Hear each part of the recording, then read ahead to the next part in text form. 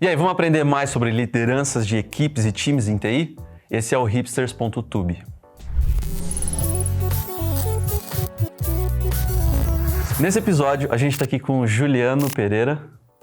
Ele é CTO, mas acho que é mais fácil você se descrever, né, Juliano? Tudo bem, pessoal? Eu sou Juliano Pereira, sou CTO, trabalho com tecnologia já há 20 anos. Nos últimos anos eu passei por algumas empresas de educação. Estou super feliz aqui, Gui, pelo convite. Agradeço de verdade aí a oportunidade. Espero não criar grandes confusões aqui nas conversas. Não, tranquilo. É uma honra ter você aqui com a gente, Juliano. Obrigado. Juliano, conta um pouquinho pra gente como é que foi a sua trajetória e como que você chegou a CTO de TI e liderar times especificamente de desenvolvimento. Boa pergunta. Olha, eu tenho 20 anos de experiência em tecnologia, comentei, né? Mas o caminho não foi óbvio. Eu digo que a minha carreira não é trivial, né? Eu não fiquei em tecnologia o tempo inteiro. A galera aqui, a maior parte, acho que não tem nascido ainda quando eu comecei. Eu comecei lá para 2000 e pouquinho, quando o Brasil estava passando por aquele processo de privatização das telecoms, né? Naquela época tinha muito provedor de internet. Galera, é um negócio bem antigo. E aí eu tinha feito curso técnico em eletrônica. Na época eu queria trabalhar com tecnologia, com internet, redes. Nunca fui um exímio programador, também tive que aprender a usar HTML lá no Notepad, né, no bloco de notas. Bloco de notas antes, cara. E, inclusive, o Delphi que eu tive era Delphi 4, então realmente ali eu digo que eu não fui programador, né, o tempo inteiro, porque acho que as ferramentas que eu tive não eram tão legais quanto a gente tem hoje. Mas voltando ao ponto, eu comecei a trabalhar com redes, fiz lá uma certificação na época da Cisco e comecei a entrar nesse mercado de provedores de internet. Então comecei minha carreira lá atrás, dando suporte. Depois de um tempo eu comecei a trabalhar no suporte da própria operação, cuidando dos servidores, fazia um pouco de sysadmin ali, cuidava um pouco dos bancos de dados, né, das cargas que a gente fazia nos sistemas, processava, operações de call center, por aí vai. E eu fiquei ali durante uns 5, 6 anos inicialmente trabalhando nessas funções ali mais relacionadas a infra, backup, suporte, banco de dados, né? Fiz muita query errada, então hoje eu sou muito crítico, né, de banco de dados. E aí em um determinado momento eu fui lá e decidi mudar de carreira e aí fui trabalhar em produto. Então eu fiz uma mudança para a área de negócios, que a gente costuma falar, né? Isso antigamente, então eu brinco que é no Velho Testamento. A gente não tinha essas terminologias como PO, PM, né? Eu era lá um gerente de produto, tocava alguns produtos financeiros, né, no banco que eu trabalhava, e muitos desses produtos tinham um relacionamento direto com tecnologia, dependiam de tecnologia, meios de pagamento, recebimentos, por aí vai. Foi uma experiência super incrível, acho que me complementou muito, porque eu vinha desse lado mais técnico, mais analítico, né?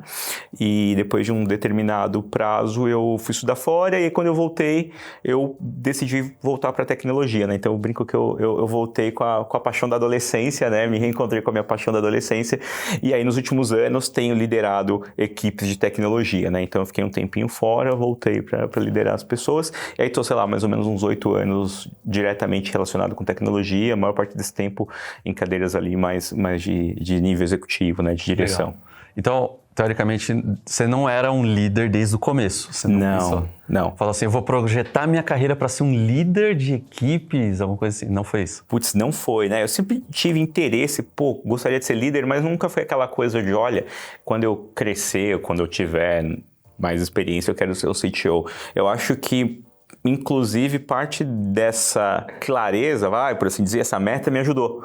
Porque outro dia eu estava conversando com um menino, foi engraçado, eu estava no LinkedIn, aí ele mandou mensagem, pô, Juliano, gostei de uma palestra tua, tenho 19 anos, quero ser CTO, o que eu faço? Eu falei, cara, não sei, porque eu nem sei se vai ter CTO daqui 20 anos, sei lá, 10 anos, quando você virar CTO, né? Era uma coisa muito distante da nossa realidade naquela época. Né? Ainda mais antigamente, né? A internet era de 3 mega, era uma coisa muito lá atrás.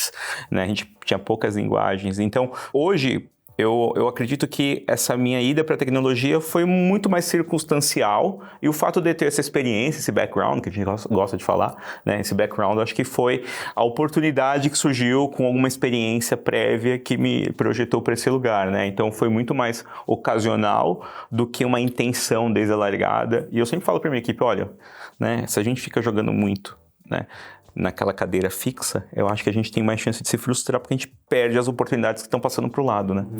Um ponto interessante disso que você comentou é o seguinte, no momento em que você não estava num cargo de liderança e de repente as circunstâncias da vida te colocam num cargo de liderança, você sente que você vai com uma bagagem melhor para entender a necessidade das pessoas, o que o time precisa? Você acha que isso colaborou para você ser um líder que você é hoje?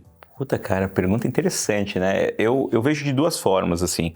A primeira deu uma dor de barriga louca quando eu, né, combinei com, né, na época lá com o restante da liderança, com os meus sócios, que eu ia assumir a área de tecnologia. Falei, cara, por onde eu começo? Né? Então, assim, acho que esse é o primeiro ponto. O segundo foi muito relacionado a... Pô, eu conheço muito essa galera, porque eu já trabalhava com eles indiretamente, né? Ali liderava alguns projetos que a TI estava tocando. Então, eu já tinha um relacionamento com eles. Então, acho que, respondendo a sua pergunta, sim.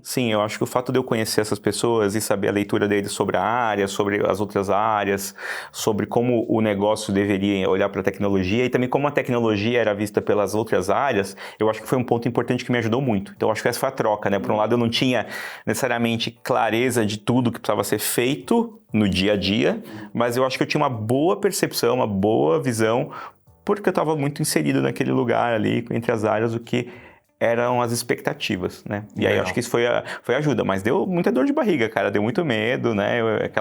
Aquele avião turbulento lá e você, pelo amor de Deus, né? O que vai acontecer? É engraçado, porque muitas vezes o cargo de liderança especificamente, quem é o liderado espera que o líder saiba todas as decisões, né? Ele espera do líder uma solução para todos os problemas. E não necessariamente o líder vai ter naquele momento, né? Sim. Então, no momento que você se torna um líder, você fala assim, e agora? Como que eu ajudo, né? O que você julga que é a principal característica de um líder eficiente hoje, assim? Essa questão da transição de mudança, né? Antigamente não tinha tantas linguagens como tem hoje. Hoje tem um monte de linguagem. Será que essa adaptação em relação a essa mudança de tecnologia, mudança de times, mudança de hierarquia, né, nomes, né? Antigamente era o gerente de produtos, né? Hoje é o Product Manager, o Product Owner e assim vai, né? PMM, e começa uma sopa de letrinhas. Qual que é a principal característica de um líder hoje, nesse nosso contexto de equipe de TI? Boa pergunta. Olha, é difícil dizer uma característica específica, né? Mas uma coisa que eu gosto e que eu tento fazer muito, eu acho que está relacionado muito à criação de espaços que eu falo que é um equilíbrio entre autonomia e responsabilidade, né? Então, eu parto do princípio, e isso foi muito combinado com a minha equipe, a primeira equipe que eu assumi há uns anos atrás, falei, olha, galera, tecnicamente vocês são mais versados do que eu. Ponto. Porque vocês têm mais tempo de carreira fazendo isso que vocês estão fazendo, né? E eu não estou aqui para responder as dúvidas técnicas de vocês, mas eu estou aqui para ajudar, né? Então, muito do que a gente foi conversando ao longo desses primeiros momentos foi, olha, eu, Juliano, sei fazer A, B, C e D. Vocês sabem fazer, sei lá, Z, Y, X. Tá combinado? Tá claro? Olha, aqui vocês podem contar comigo, aqui eu preciso da ajuda de vocês. Né? Então foi uma conversa muito adulta, né? Muito madura, acho que na minha opinião. E eu tive sorte também, porque eu consegui interagir muito bem com essa galera. São incríveis. Até hoje a gente faz churrasco, conversa, assim, tipo, uma amizade que extrapolou o campo de trabalho. Só profissional. E foi muito nessa relação de, olha, a gente tem uma responsabilidade quanto equipe, né? A gente tem uma meta em relação à empresa, a gente tem que entregar tais projetos, a gente tem que fazer refactoring de tais plataformas, a gente tem que escolher tais linguagens. E eu nunca fui muito também aquele cara de escolher a linguagem mais da hype, nunca fui um cara da hype, até porque eu estava cuidando normalmente de sistemas legados, né? Então dia a dia não tem tanta oportunidade de você criar coisas novas, pelo menos nas minhas experiências. Então, resumindo aqui a pergunta, eu acho que essa relação entre autonomia e responsabilidade, de falar, ó, você sabe o que você precisa fazer, sabe? Sei. Como é que eu te ajudo? Putz, qual que é a tua meta? A gente vai combinar a meta e eu vou te ajudar a chegar. Eu tô com uma dúvida num framework. Puta, Juliano, você entende? Vou estudar. Se eu não sei, eu vou buscar alguém que saiba de fora, né? Então essa é uma coisa que eu faço muito, né? De trazer conhecimento, de trazer bagagem, de permitir que as pessoas troquem alguém de fora. Mas sempre no dia 1 eu falei, olha, é impossível saber mais que vocês no coletivo, vocês vão saber tecnicamente mais do que eu, né? A menos que eu seja um gênio, o que não é o caso, galera, né? Mas eu posso ajudar vocês em outros aspectos, né? E aí também mostrar que acho que a liderança não é só um lugar técnico, né? Na minha opinião, né? Você pode se desenvolver com outras capabilities. Eu brinco, seu código é incrível, ninguém usa, para que serve? Faz sentido. É isso. Legal. A forma como você expressa, e acho que surge uma característica que você não citou, mas que eu percebi, que é se você foi sincero com o time. Você chegou e falou assim, olha, vocês sabem fazer e eu preciso ajudar vocês, se colocando com os termos que as pessoas gostam de usar, principalmente para liderança, que é a liderança servidora. Sim. Né? Não é a pessoa que vai dar ordens, É a pessoa que vai servir, é o líder que vai servir. Você acha que esse modelo de liderança hoje, a questão da liderança servidora que está em prol do time, não mais naquela hierarquia do século passado, sabe? Eu sou o líder, eu só vou lá e cobro e tal. Você acha que esse é um caminho para uma liderança efetiva hoje? Cara, eu arrisco dizer que esse é o único caminho que eu conheço e que dá certo. Podem ter outros. Não vou falar que, eu tenho lá, crack the code, não. Mas assim, das minhas experiências, o que funciona, né, o que funcionou foi sempre esse lugar da humildade, né? Não que eu seja humilde pra caramba, mas eu acho que dessa humildade de saber, eu não sei isso aqui. Pessoal quer usar Vue agora naquele ambiente novo. Eu falei, galera, eu não domino. Vocês conhecem? Mais ou menos. Vocês vão dar suporte daqui 5 anos? Não sei. Então não vamos usar, né? Mas ao mesmo tempo ter esse lugar de falar, beleza, você quer fazer? Mas é por tua conta e risco, tô junto contigo. Então acho que tem muito desse lugar da gente poder ter essa abertura de falar que não sabe e de também não esperar que as pessoas saibam respostas de tudo. Não vou cobrar que você seja o cara mais especialista ou a guria mais especialista, sei lá, em UX Research, mas, quero que você corra lá atrás e a gente combine as coisas, né? E também tem um lugar que acho que vai junto com isso, talvez já emendando a pergunta aqui numa eventual outra, da vulnerabilidade, né? Você tem que mostrar que você não sabe. Eu acho que é um seu lugar de ser humano com o outro. Então, o Juliano tem uma meta, mas eu tô com um problema pessoal. Sei lá, meu filho operou essa semana. É um fato, né? Tô contando aqui, mas é uma operação leve. Eu tô com um telefone aqui, alerta, pensando nele. E eu vou falar pra galera abertamente, galera, eu tô com um problema pessoal essa semana. Ou, galera, essa semana eu tô com um BO aqui na empresa, a gente precisa resolver. A gente tem que trabalhar mais horas. Juliano, é legal, é justo, não é? Eu falei, não, eu não quero que isso seja uma constante, mas eu tenho essa necessidade aqui, a gente precisa resolver. Né? Então tem esse lugar muito da gente falar que não sabe, de ser sincero um com o outro, né? E de mostrar as vulnerabilidades, mas também na hora que precisa, falar, justamente porque eu preciso, o que você precisa, a gente tem que se ajudar. Né? Legal. Já aconteceu de você trabalhar em equipes que as pessoas não acreditavam tanto em você, ou você sentia uma certa resistência? Cara, é comum, eu acho que é com todo mundo, né, assim, principalmente quando você é um cara que vem de fora, né, Eu acho que tiveram duas experiências, recentes, que isso foi muito latente, assim, né, uma que eu cheguei, né, minha empresa tinha sido adquirida pela outra empresa, né, e aí eu fiquei meses interagindo com essas pessoas, né, da mesma área de tecnologia, né? Mas que eram da outra empresa que comprou a que eu tava. Que provavelmente tinha um líder, né? Tinha um líder. Na verdade, por sorte, eles tinham uma cadeira disponível. E aí eu assumi essa cadeira, então eu virei gestor deles.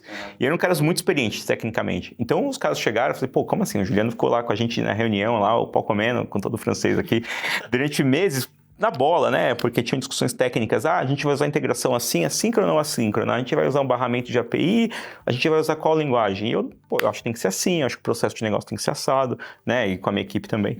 E aí eu virei gestor dessa galera. Então, nesse começo foi muito difícil, né? Foi muito difícil, porque, olha, tinha ali uma resistência. E é normal que tenha. E eu também teria se tivesse ido comigo, né?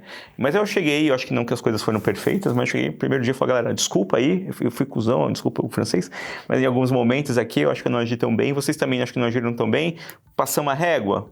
Vamos começar do zero? E a gente tentou começar um relacionamento do zero. E com parte da equipe deu super certo. Deu super certo a ponto da gente sair para tomar cerveja, conversar as coisas abertamente. Algumas pessoas levou um pouco mais de tempo, uma outra não rolou. Né? E é do jogo. Mas eu acho que nessa situação, por exemplo, né? Acho que outro exemplo é parecido também, não precisa contar.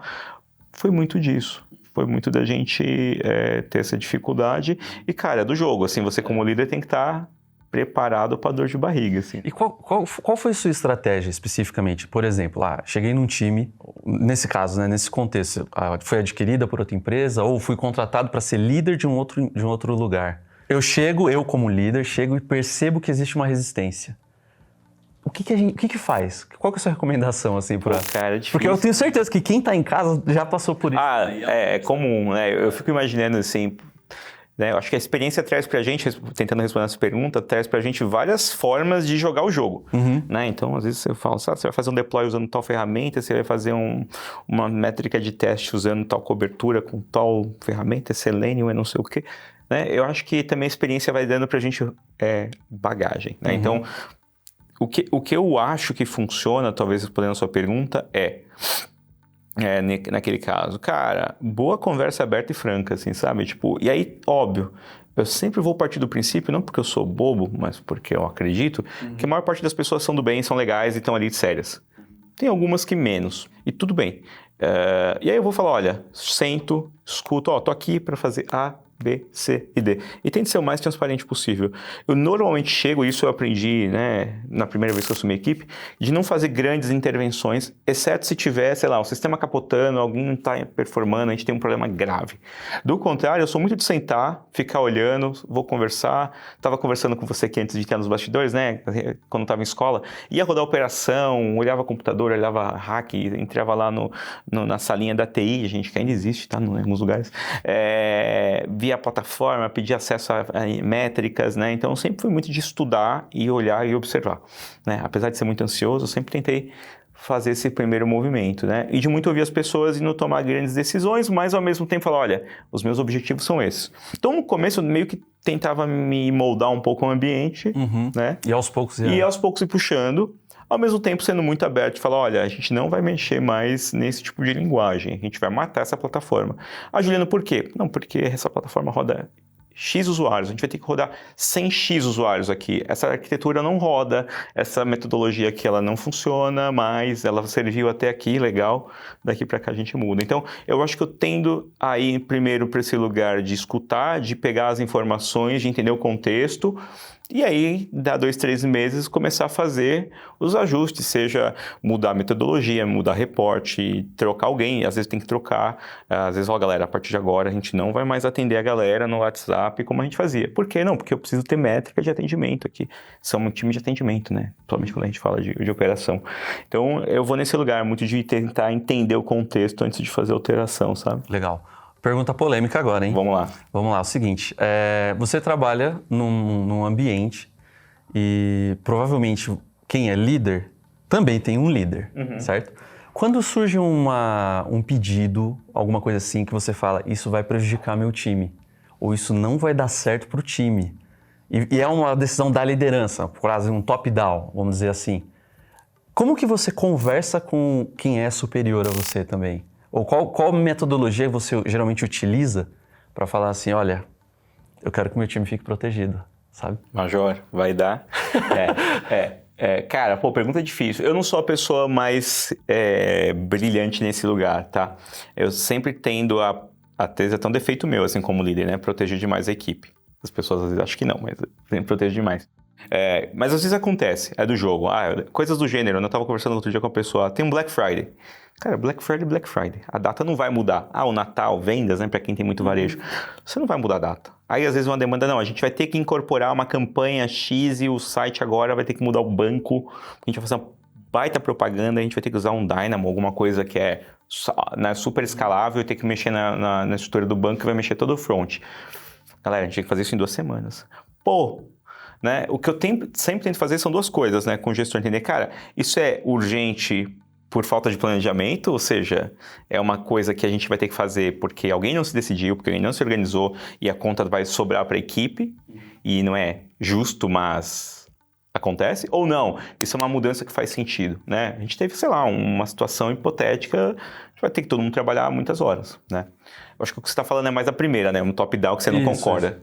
Né? Eu sempre tento separar muito isso para a equipe, galera. É um top-down, mas a gente tem que fazer porque é pro negócio e eu, o Juliano, acho que faz sentido, né? Bora! Normalmente a galera top.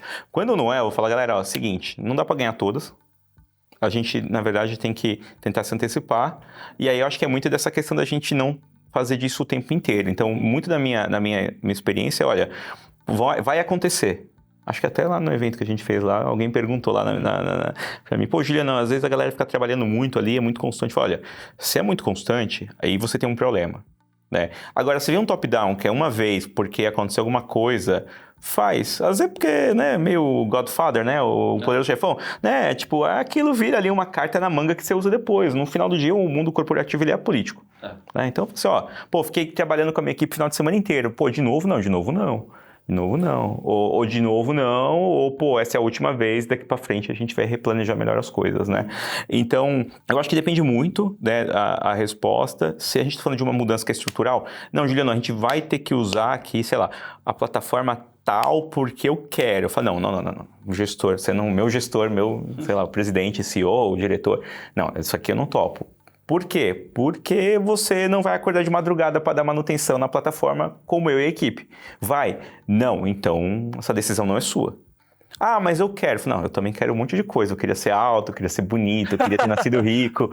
Não rolou, né? Então, eu acho que eu tento separar muito isso assim, ó. Se são decisões que elas são top-down, elas são pontuais e elas não são de longo prazo, ou seja, elas não impactam na arquitetura, no desempenho da equipe, putz, beleza. Mas se é algo que é crítico, aí eu vou levantar e eu falo, olha, não dá para fazer desse jeito, porque a decisão fica contigo, mas a responsabilidade e o ônus fica com a equipe comigo, né? Então eu quero evitar que isso aconteça. E aí eu entro muito nessa discussão, olha, né? Até onde vai o limite de você, gestor? Por mais que seja gestor, se você não vai estar aqui na trincheira comigo, né? Então deixa que eu toco para cá, né? Vamos separar as responsabilidades justamente para cada um poder, né?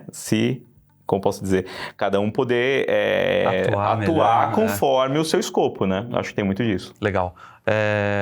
Pode ir mais uma polêmica? Vai, cara, por favor. Eu tô vendo isso até. Vamos se arrumar aqui, porque o negócio vai pegar fogo aqui. Dá um golinho mais aqui. Toma um golinho de água aí. Ó, é o seguinte, quando a gente pensa em equipes de TI, times de desenvolvimento e assim por diante, foi o que você falou. Não tinha JavaScript, aí tem JavaScript. Agora tem React, agora tem Next, agora tem banco de dados e tem um monte de ferramenta, um monte de coisa. Né? Às vezes o gestor, alguém fala, pô, vamos fazer tal ferramenta que é nova, que é hypada, que não sei o que, todo mundo tá usando tal. Minha pergunta para você é a seguinte, a capacidade de um líder se adaptar, principalmente no nosso contexto de tecnologia, o quão importante é a velocidade que um líder precisa tomar uma decisão e ele se moldar, sabe? Com o mercado que muda tão rápido, as tecnologias que mudam tão rápido. Bom ponto, cara. Acho que é uma pergunta difícil, assim, né? Eu acho que ela tem dois caminhos, né? Assim, por exemplo, se você é de uma equipe que desenvolve uma solução que ela é super performática. Eu vou dar um exemplo aqui. Você trabalha com aprovação de transações de cartão, né? Que é um negócio que tem que ser uma volumetria gigantesca. Aí chega lá no Natal, você tem, sei lá, milhões de transações requests por segundo num banco, coisa do gênero. Pô, você tá indo para uma linha de tecnologia que ela é super, como posso dizer, exigente do ponto de vista de resultado, de performance por aí vai. Então, é natural que você tenha uma série de limitações de arquitetura tecnológicas que vão te puxar para coisas novas, né? Então, uns anos atrás, a gente começou a discutir, vamos usar Kafka para fazer streaming de dados, né? E na época a gente não estava maduro para fazer aquilo, mas era um negócio importante, então a gente acabou na empresa indo para uma outra solução de streaming, né? Mais simples, para atender a demanda que a gente tinha. Só para dar um exemplo, a gente tinha uma base de 1 milhão de alunos, e aí como nós brasileiros gostamos de deixar tudo para o último dia, imagina todo mundo fazendo upload do seu trabalho no sistema, 1 milhão de alunos fazendo upload no sistema no último dia, né? A gente precisava de soluções performáticas, porque o aluno queria subir, queria saber se o documento estava entregue, ao mesmo tempo o professor estava lançando a nota, então a gente tinha que ter uma escalabilidade grande. Então a gente tinha que buscar soluções de autoscaling sofisticadas, né? Agora, isso exige da gente um exercício, né, de estar atualizado, up to date. E aí tem muita novidade. Isso é um lado bom, né? Como que eu resolvia isso, cara? Eu sempre tentava estudar, mas eu sempre busquei gente tecnicamente competente para compartilhar a decisão. Tem gente sênior ou gente com experiência na praia que entende o que tem que ser feito para poder compartilhar as coisas. Porque no final do dia, se o Juliano decide e o Guilherme que vai executar não tem conhecimento do porquê, a coisa não flui, né? Então, o que a gente chamava lá na corporação de uma arquitetura intencional, né? A gente desenhava as coisas com a intenção, né? Ou de cima para baixo, né? Ou do centro para a periferia, de fazer com que as coisas evoluam. Então, nesse sentido, eu acho que a inovação, as ferramentas, quando você tem uma situação que ela é limite, é um gargalo, isso ajuda. E aí você tem que ter alguém para dividir a responsabilidade, alguém que vem, faz teste, aí a ideia do teste, fizemos um teste pequeno, né? O Lean vem muito para ajudar nisso. Tem o outro lado que aí eu sou mais crítico, talvez a pergunta mais polêmica, eu tenho uma plataforma lá que está funcionando bem e aí agora eu quero usar, sei lá, Go, né? Tá em Java, eu quero ir para Go. Mas por quê? Né? Aí eu sou muito conservador, de falar, olha, não, cara, por que a hype? Não, Juliano, mas aí você não vai aprender. Eu falo, gente, eu tenho grupos aqui de WhatsApp de CTOs, sei lá, aparece 30 mensagens de novidades de ferramentas todos os dias. Eu já desisti de ler tudo. Eu vou lá, pesquiso uma ou outra, eu vejo um buzz, né? E aí a minha preocupação no lugar da liderança está muito mais de saber, olha, essa solução, ela vai trazer algum ganho para mim, né? 2, se eu mudar, usar esse framework, essa biblioteca, alguma coisa do gênero, eu vou trazer mais eficiência para a operação? 3, e essa é a pergunta que eu sempre faço pra galera, né? Aliás, tem 2. 3, se isso aqui dá pau de madrugada, quem vai resolver? Ou se a pessoa que cuida vai sair da empresa, foi desligada, eu consigo manutenção fácil, né? Ah não, Juliano, só tem lá uma pessoa lá no Monte, né, Fuji que sabe usar esse negócio. Fala, cara, forget it, eu não vou fazer. E por fim, a pergunta que eu acho mais legal é a seguinte, se essa empresa fosse sua e o dinheiro fosse seu, você pagaria por isso, para fazer essa mudança, para usar essa determinada tecnologia? Se a pessoa gaguejar, é porque não é para usar, entendeu? Então eu acho que eu tento ter um processo no final do dia de diligência, de entender se isso é uma coisa que me ajuda a resolver um gargalo, ou se é uma hype só, eu quero trocar porque é cool, porque eu quero aprender, e aí eu tenho comportamentos diferentes, né? Legal. Então eu acho que essa é a forma como eu lido.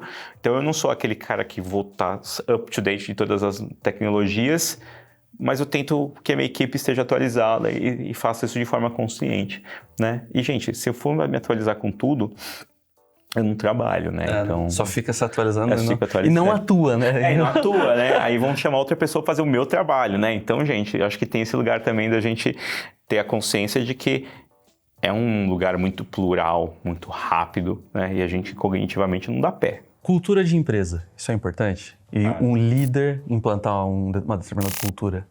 Acho que sim. Se você não implanta cultura, alguém vai colocar no seu lugar, né?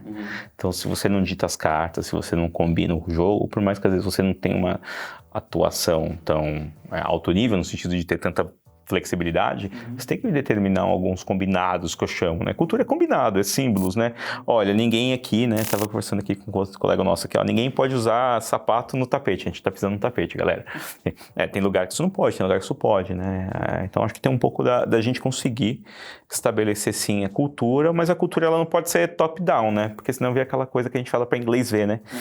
Ninguém aqui pode usar o Copilot para fazer, né, testes, por aí vai.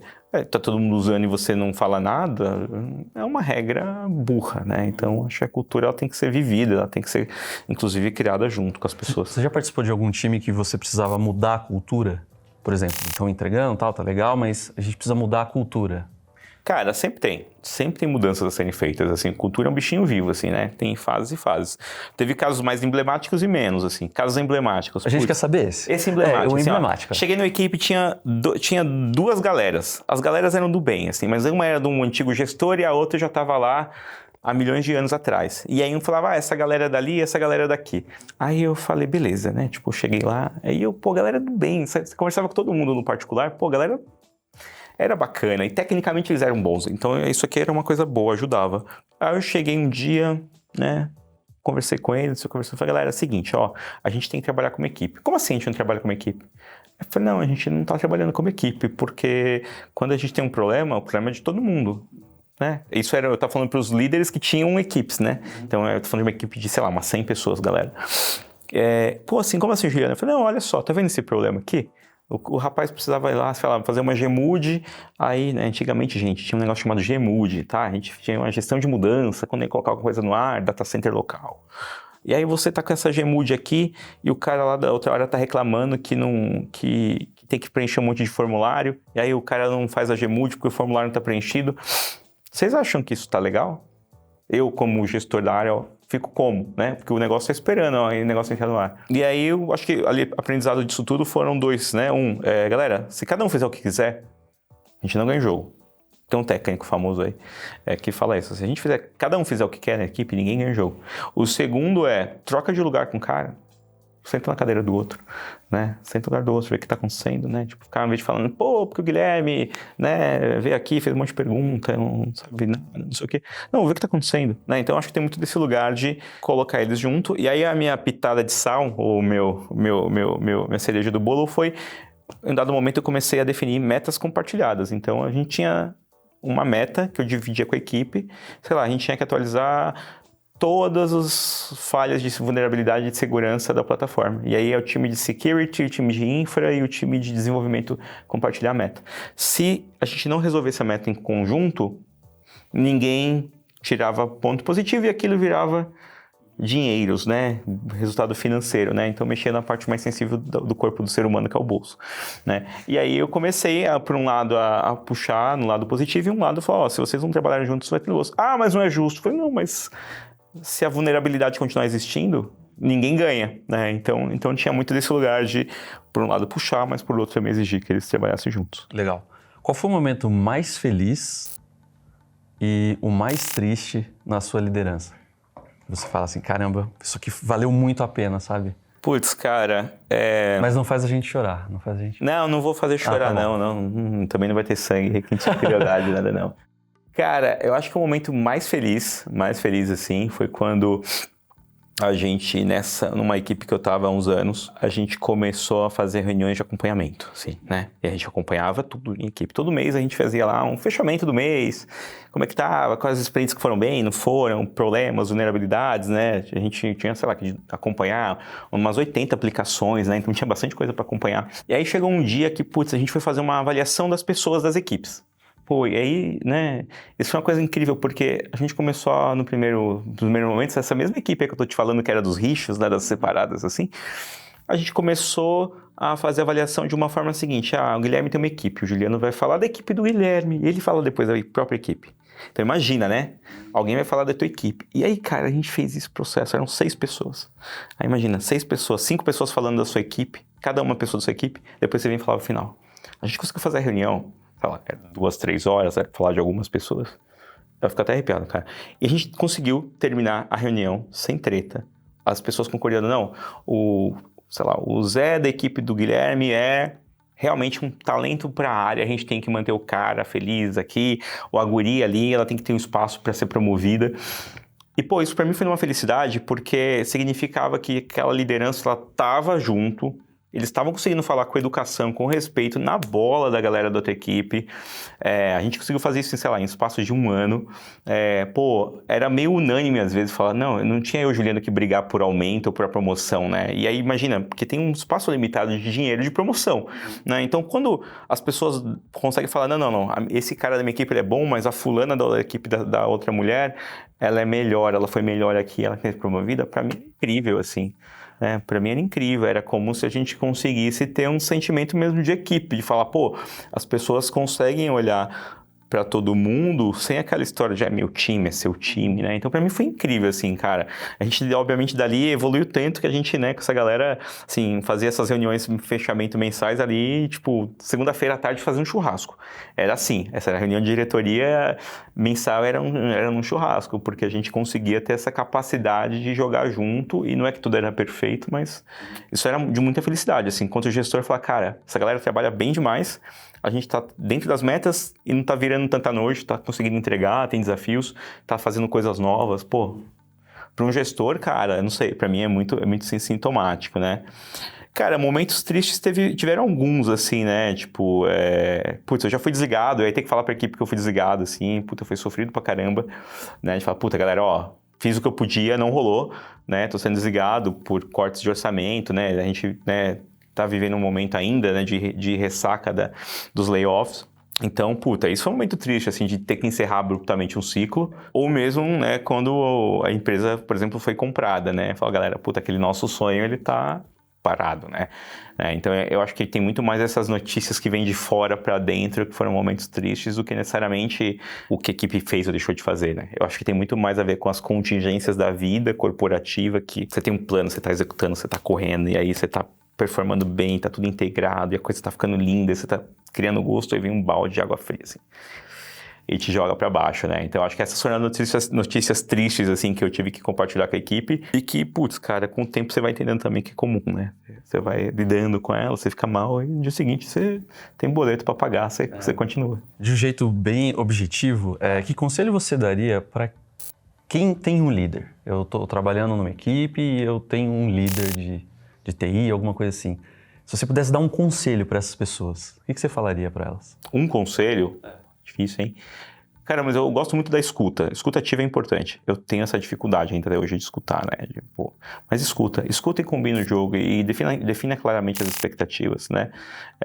E eu acho também uma coisa que eu aprendi quanto liderado foi, cara, não tem chefe perfeito. Teu chefe não sabe todas as respostas.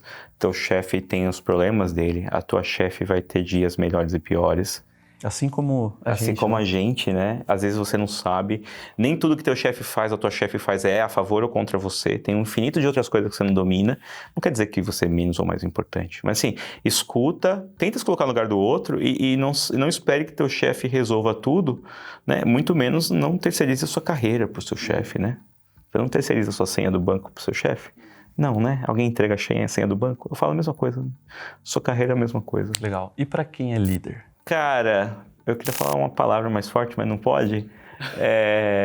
Mas eu acho que o exercício de liderança é exercício diário. Eu gosto de escovar os dentes, assim, ó. Ah, porque eu fui um bom chefe ontem, ou porque eu fui um mau chefe ontem, hoje eu tô garantido. Não. E eu acho que tem muito esse lugar volto a falar, da responsabilidade da autonomia, né? Assim, se mostrar aberto, sincero, vulnerável, na minha opinião, não é defeito. Só se você é uma pessoa insegura, tem medo, tem planos maquiavélicos, né? Aí eu acho que não é legal, mas, você tem que ser aberto, tem que ser tranquilo, é difícil mesmo, né? Você vai depender dos outros para entregar as coisas, né? Você deixa de colocar a mão no código muitas das vezes, é o código dessa equipe, e deixa a galera aprender também, e não vai sair do seu jeito, e tudo bem. Tudo bem. Tecnologia, eu falo que às vezes é igual ao remédio. Sem dor de cabeça, tem, 6, 7 princípios ativos que resolvem aquela dor. Também tem dormir direito, comer bem, essas coisas. Então, eu acho que a liderança tem muito esse lugar de dar um passo para trás, de ser sincero, aberto, né? De não querer sobrepor as pessoas, né? Acho que tem muito desse lugar aí. Você já participou de times onde você tinha a sensação que a tecnologia era mais importante do que as pessoas? Boa pergunta. É comum. Eu acho que normalmente isso acontece bastante.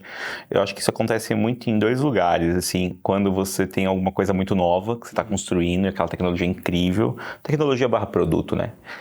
Ou quando você já tem uma coisa mega estabelecida e aí fala, não, isso aqui, puta, ninguém mexe. Tem aquele comentário assim, ó, não mexa nesse, não mexa nesse trecho aqui, nessa branch aqui. Eu acho que já, né? E acho que aí, né, eu falo assim, ó, eu já vi situações assim que a gente estava sem a pessoa da equipe, porque ela faleceu, e aí a gente não conseguia resolver o problema, porque sem aquela pessoa a gente não resolvia. Dificilmente eu participei de um lugar assim que, a gente tinha um código incrível ou o código, né, era infinitamente melhor e resolvia, né? No final do dia eu acho que, salvo se você tem um legado que ninguém mexe, aquela coisa meio pantanosa assim, né? Você vai invariavelmente ter aquele código, aquela coisa meio... Eu tinha uma professora que falava, ou ele é sagrado, né? Ou ele é demoníaco, né? Então você não quer estar perto ali. Mas eu sempre sou da opinião, cara, que as pessoas é melhor que a tecnologia, no sentido de as pessoas podem aprender mais, as tecnologias você pode ir substituindo, né? E acho que as pessoas têm esse lugar de poderem ter ideias diferentes, né? Então, na minha opinião, você prefere o quê? Liderar uma equipe que tem uma tecnologia incrível, que tem uma galera incrível? Uma galera incrível, com certeza. Legal. É interessante você comentar sobre isso, porque se a gente parar para analisar código friamente, ele vai resolver um problema de algum ser humano. É uma mentalidade que, às vezes, para os times de TI, as pessoas não têm, né? Ou não desenvolveram ainda, né? Eu vou criar uma solução que vai resolver um problema para um ser humano. Eu vou usar uma tecnologia que vai resolver um problema para um ser humano. Eu vou estudar patterns, estudar código, boas práticas de programação, porque vai resolver um problema para o ser humano. Então, no fundo, por mais que a gente fale de tecnologia, por mais que a gente fale de equipes, se trata de pessoas. Certo? Faz sentido isso? Super, super. Eu acho que não pode ser diferente, né? A gente desenvolve coisa para as pessoas, para resolver a vida das pessoas, para melhorar a vida das pessoas. Tem completa razão. E às vezes a gente se apaixona pela solução. Porque às vezes é um tesão mesmo. Muito legal, né? Caramba. Eu fiz um negócio, tá incrível, tá performando bom pra caramba, melhorou 7, 8 vezes a performance, não sei o quê. É incrível isso. Não tô tirando mérito, né? Mas pra quê? Né? Eu acho que tem que ter esse equilíbrio, né? Você tem que ter essa obstinação pela solução bacana, mas ela não pode te fazer refém. Aí é um lugar onde eu vejo muita gente refém. Como eu sou um cara que ficou durante muito tempo em produto, então eu sempre venho com essa mentalidade do problema e não necessariamente da solução. Então eu acho que por isso eu sou menos apegado em linguagens. Então se você falar que vai ser A ou B, fala, cara, beleza. Funciona. Ah, talvez é mais distribuído, não sei o quê, né? Mas eu sou muito da linha da solução, do problema que a gente quer trazer. E eu acho que paixão por código, ela é importante até um determinado lugar, né? E você, quanto líder, tem que tirar, eu acho que esse problema, porque eu brinco muito, assim, você vai me otimizar um código incrível, você vai otimizar um código que vai ficar incrível, e aquilo vai gerar zero resultado na companhia. Isso é muito problema mesmo. Ah, mas eu aprendi. Ah, legal, você aprendeu, mas foi o melhor uso do tempo? A coisa mais escassa no mundo hoje é uma hora de um desenvolvedor, uma desenvolvedora, né? Se você for pensar em recursos. Valeu a alocação desse tempo, nessa solução? É sempre a provocação que eu faço pra galera, né? Então, principalmente pra galera mais apaixonada. Eu tenho uma história engraçada pra contar, se quiser. Tinha um desenvolvedor que a gente contratou. Cara, tinha a gente trabalhava em JS e tinha um monte de library pra tudo, né? E aí a gente, vamos usar essa library pra fazer isso, vamos usar essa library pra fazer aqui, essa interface, não sei o quê. E aí ele falou, não, gente, essa interface aqui, eu fiz um código aqui em casa, né, aqui na minha plataforma, que é uma library que ela é mais performática. Eu falei, legal. Não, mas eu queria usar ela. Eu falei, cara, mas só você conhece, né? Tipo, não, mas aí ela é melhor. Eu falei, não, legal, mas isso aqui não vai fazer diferença pro negócio. Ele ficava bravo, né? Ficava, cara, mas eu fiz o negócio. Eu não sei, mas você não precisava ter feito. Você podia ter pego uma coisa que estava pronta, baixava, rodava, e você ia fazer outra coisa, né? Pra ganhar, sei lá, milissegundos, de novo, por algo que não faz sentido. Se você tivesse num gargalo, aí beleza, legal você desenvolver suas próprias coisas, né? Então, eu acho que tem que ter essa maturidade. E aí eu acho que muito, talvez fazendo uma contra-provocação, é muito como eu olho que é um bom sênior. Um sênior para mim não é aquele cara que domina a solução, é aquele cara que vai saber usar a ferramenta certa pro problema certo, né? E aí eu falo, cara, eu quero ser sênior. Eu falo, se você quer ser sênior, isso é meio polêmico. Se você acha que você é sênior e você fala que você é sênior, provavelmente você não é. Mostra. Não, porque eu domino essa plataforma. Tá, mas você vai usar para tudo? Não. Difícil ter alguém que avança nessa conversa, né? Então, eu acho que esse assunto é super delicado. Eu entendo a questão nossa de querer melhorar as coisas, mas quanto gestor eu tenho uma ótica um pouco mais cética desse rolê. A gente está falando de times de TI e algumas vezes você citou a palavra produto, né? O quão importante é para uma equipe de TI que está batendo código, que está desenvolvendo soluções e tal, essas pessoas entenderem o quanto que influencia na vida de quem vai usar, de fato, aquilo. É importante, por exemplo, um time de TI, na sua visão, um líder de TI, passar para o time, olha, essa solução que a gente está fazendo, olha o que as pessoas escreveram sobre ela, olha a solução que a gente criou, as pessoas que a gente ajudou. Você acha que isso é relevante para uma equipe de TI? Na minha sincera opinião, super. Eu não acho que dá para desassociar uma coisa da outra. Você pode até fazer lá, o pessoal de produto faz um mockup lá, faz alguma coisa lá, bootstrap da vida, sobe no ar, faz uma coisa mock para testar. Mas eu não vejo, para mim assim, um código sem produto acoplado é um corpo sem alma, assim. Você tem que ter um motivo, né, para existir. Senão vira só mais um jogo, uma brincadeira, sei lá, um exercício de desenvolver alguma coisa, né? Se você não tem, na minha opinião, né, vindo de produto também durante muito tempo, um casamento e muita clareza do que um espera do outro, cara, a chance de sucesso para mim é nenhuma. Você acha que um dev de um time, eu tô supondo aqui que eu tô gerindo um time, né? Tô coordenando uma equipe, eu preciso fazer com que as pessoas gostem das pessoas ou dos usuários, das usuárias que vão usar aquele serviço. Isso realmente, você fala assim, puxa, isso vai mudar a minha equipe. Dá um exemplo, estou criando uma solução e eu mostro os clientes para os devs. Você acha que isso faz sentido? Mostrar tem que. Eu fazia muito, assim, de vez em quando nas escolas que eu tava, né, a gente tinha escolas físicas, chamava a galera de desenvolvimento, falava, vamos todo mundo rodar as escolas. Não, eu falei, não, pega avião, a galera remota, vem pra cá. Fazia todo mundo, a gente almoçava, conversava da vida, falava dos planos, vai pra escola, roda. Senta com o usuário, senta com o aluno, senta com a secretaria, vê o que tá acontecendo.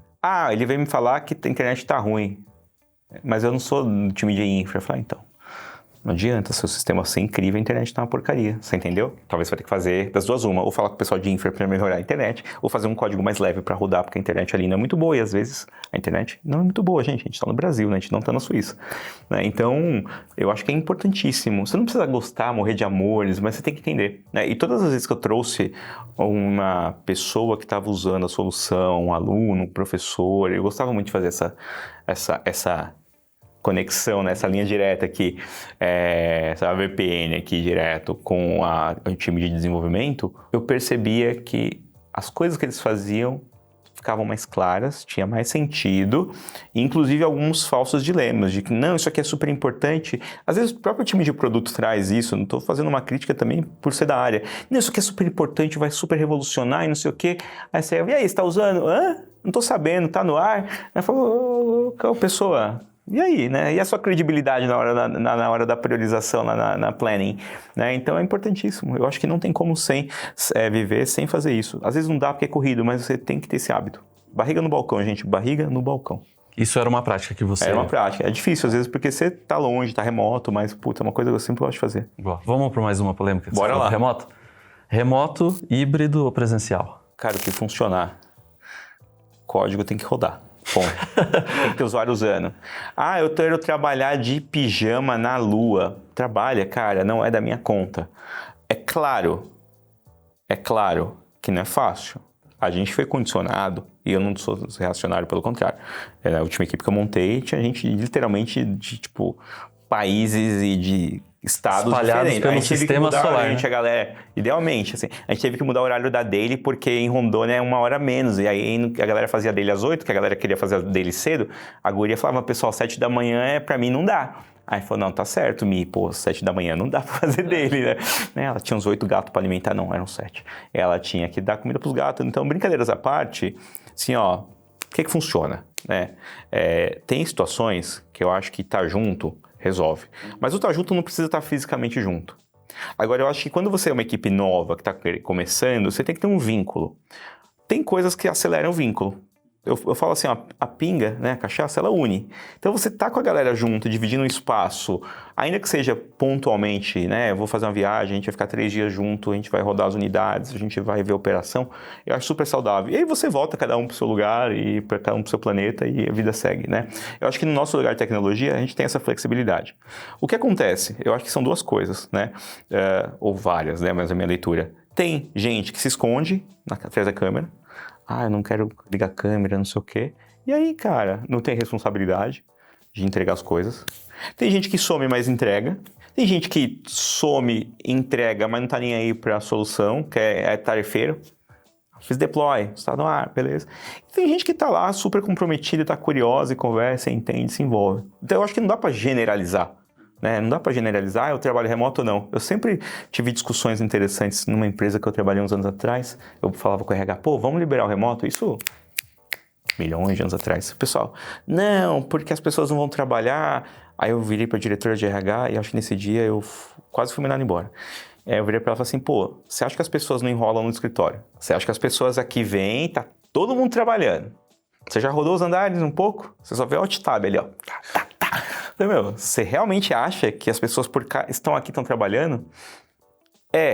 O outro desce para fumar, o outro fica no café, a outra tá lá na mesa da fulana.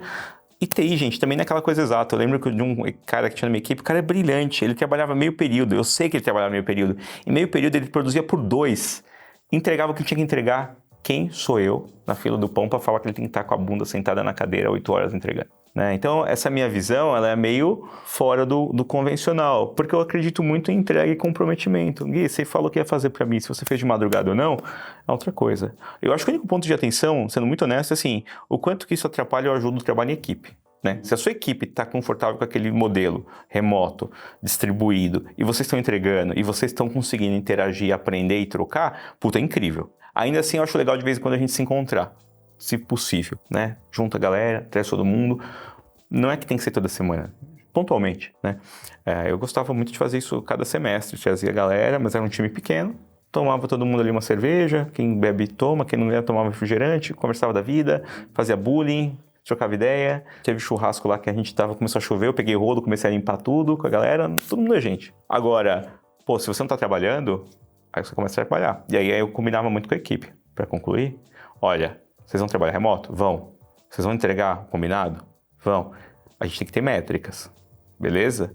Não vai ficar solto, porque no escritório também não ficaria. Só que eu quero garantir que vocês, enquanto equipe, estão entregando o que precisa. Gente, e é isso. Está entregando o que precisa, estão conseguindo se conectar com as demandas que a gente precisa ter, trabalho pelado. não é da minha conta. Não é da minha conta. Só não abre a câmera, né, nesse caso. Melhor não abrir, né? Mas assim, brincadeiras, eu acho que exige o quê? Maturidade, exige responsabilidade, exige um combinado com a equipe, né? Eu acho incrível a gente poder estar junto, de novo, celebrar, se encontrar. Então, para encerrar, não precisa nem olhar para mim, se quiser olhar até para sua câmera, quais são os desafios do líder para o futuro? Boa pergunta. Cara, a gente tem que começar com um grande eu não sei, tá? Mas o Gui me deu um monte de tempo antes para eu responder essa pergunta, então eu vou tentar responder algo mais elaborado, tá? Aqui é um trabalho de predição do futuro, né? Se eu souber responder exatamente, eu jogaria na loteria. Olha, eu vejo algumas coisas acontecendo, tá? Da carreira de gestor. Eu vejo ainda... A gente ainda é muito nessa discussão do remoto, híbrido, eu não sei como que vai rolar. Eu vejo que o mercado agora está mais um momento de push, né? As empresas estão exigindo que as pessoas voltem, né? A piada pronta esses dias é que o Zoom quer que os funcionários voltem para o escritório. Então eu acho que a gente vai, em certa forma, né, ter que abrir mão um pouco dessa flexibilidade. Mas eu acho que isso é um exercício de longo prazo, a porteira está aberta. Tem gente que não vai voltar mais. A gente, enquanto tecnologia, eu acho que está num lugar de privilégio, sendo bem pragmático. Então, eu acho que trabalho remoto, na minha humilde opinião, eu não sei se ele vai ficar do jeito que estava durante a pandemia, mas ele abre um caminho e daqui talvez alguns anos a gente vai achar um equilíbrio, tá? 2. Gente, a gente tem, assim, aí na minha visão de contratação, coisas que a gente não falou aqui, mas eu acho que é super importante.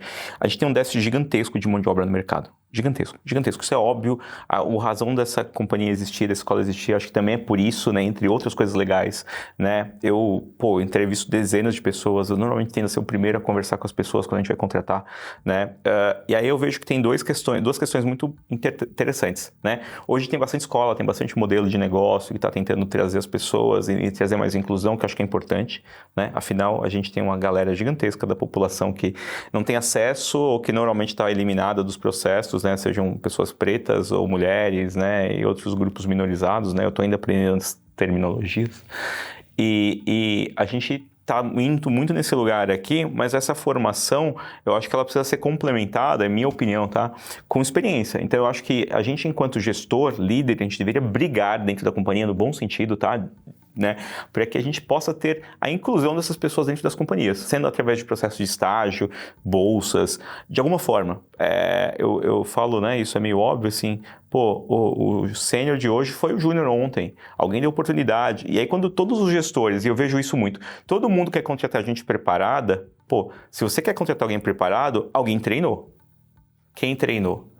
Essa pessoa que treina, né, essa empresa que treina, não é que ela fez um favor, mas ela treinou e agora o mercado vai se beneficiar de ter um profissional ali mais preparado. Então, eu acho que respondendo a sua pergunta, talvez o ponto mais importante para mim, Juliano, hoje, enquanto gestor, a gente precisa trabalhar nesse gargalo de pegar essas pessoas que estão querendo entrar no mercado, estão estudando e dar experiência para elas. E aí, de alguma forma, que a gente precisa se mobilizar, seja criar um fundo, seja criar, sei lá, alguma ONG que faça esse trabalho, governo, entidades, grandes companhias, big techs, né, a própria Lura. Mas eu acho que assim, se a gente não sair dessa mentalidade de só pegar a gente preparada e a gente não plantar, a gente não supera os desafios que a gente tem, né? E eu acho que o Brasil tem uma capacidade muito boa de desenvolver gente competente, cara. A gente é muito criativo, até pela a história da gambiarra, né? Alguém falou outro dia lá que em Amsterdã, gambiarra já virou um termo conhecido porque tem muito brasileiro dev lá. Então, assim, eu não sei se é verdade, mas faz sentido. Então, sendo honesto, desafio do futuro, acho que a gente precisa trabalhar muito nesse lugar, trazer as pessoas que estão afim para o mercado com fatos e dados, com planejamento, com experiência, né? Eu acho que está na hora da gente financiar experiência, está na hora da gente trazer essa galera que tem vontade, mas que não tem know-how, que não tem, né, serena ali para o jogo. Porque senão a gente vai ficar preso nesse lugar de o quê? Mesmo pool de pessoas, briga por salário, quem está de fora não entra, quem está aqui dentro está super disputado e todo mundo perde, né? Eu acho que no final do dia esse é o desafio que eu queria muito ver evoluir, acontecer. E eu acho que é um negócio que é bom para todo mundo, assim. Então é isso, Juliano, muito obrigado pela sua presença. Você quer fazer a chamada principal do canal? Eu posso aqui. Pode. Né? Bem, pessoal, agradeço aqui pelo convite, Gui, pelas perguntas aqui, toda a equipe que ajudou aqui no setup, galera incrível. Queria dizer que é um privilégio estar participando aqui do Hipster, eu escuto há muito tempo, né? Agora eu poder ver também, então assistir. Então todo mundo aí que está vendo, acompanhando, por favor, dê seu like, seu comentário, se inscreva, por favor. A gente agradece aqui de verdade pela participação, pelo apoio e espero que tenha sido útil para todo mundo. É isso, Gui? Fiz direito? É isso, direitinho. Tá contratado. Boa, maravilha. É o novo CTO aqui da Alura agora. Não, brincadeira, gente. Mas é isso, ó. Espero que você tenha gostado e a gente se encontra no próximo hipster.tube Líderes. Sou Paulo Silveira, sou CEO e cofundador da Alura e tô vendo que você tá gostando muito da nossa série de inteligência artificial com líderes. A Alura é essa escola muito reconhecida no Brasil que começou bastante nessa parte de código e a gente foi expandido. Antes a gente era muito focado em só para pessoas que já estavam em carreiras de tecnologia. Há algum tempo a gente enxergou que a tecnologia já estava indo para todas as carreiras, sem exceção. Então eu tô aqui para que você conheça um pouco mais do nosso ecossistema.